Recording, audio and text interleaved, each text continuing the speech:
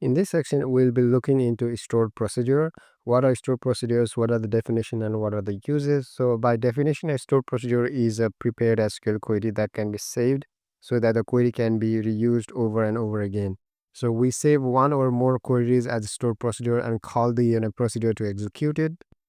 And in terms of the uses, stored procedures are used to enhance security by allowing controlled access to database operation and reducing SQL injection, improve the business logic by directly including the business logic and process into the database, and to improving performance by reducing the overhead of repeatedly sending SQL statement through APIs to the database. So that also improves the performance to improve maintainability by modularizing the query into multiple stored procedures. So in terms of the syntax, the stored procedure can be created using create and then the procedure keyword and giving it the procedure name, and optionally giving a parameters which are basically the columns in the table as and begin and end. Within that begin and end, we write our SQL logic over here. So then let's move with an example of increasing all the price by 10% in the catalog. So this is a store procedure. So we have a create or replace and a procedure increase price by 10%, and then we have a begin language PLPZSQL and as dollar and then begin and end.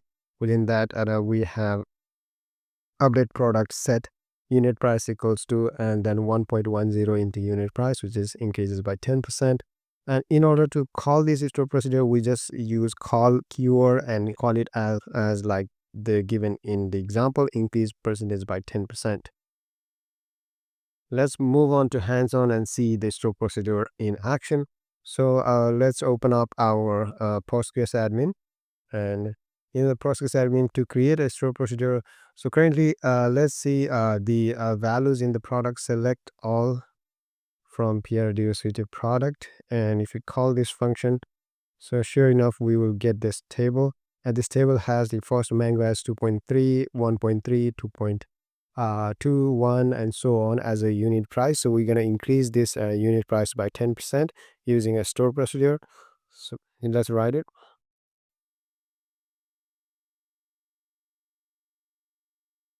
The replace operation replaces a procedure if it is present by the same name. So create or replace in this case.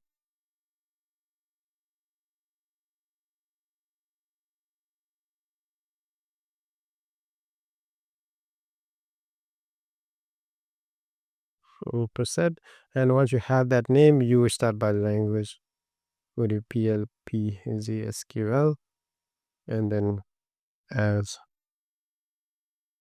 $sign, we're going to end with the $sign. We have a begin, and then we have an end as well. Close the $sign. Then within this, we will write our logic.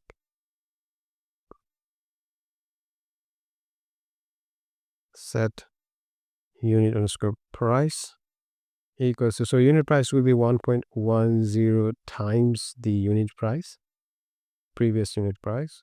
And since this will be giving us double value, so we can round it up to 2 decimal place. Before we round it, we have to cast it as a numeric. Cast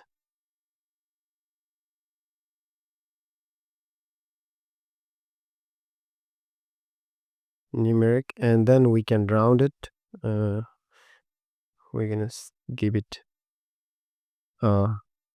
around, and then we can give it up to 2 decimal places. So round, and we'll write the semicolon around. Okay, and now let's go ahead and run this statement, and then would say hero language PL. Oh, I made a mistake. It should be PLPZ SQL. So PLPZ SQL. Then let's go ahead and run this. And sure enough, we created the procedure. In order to call the procedure, we just say call, and then we give a procedure name.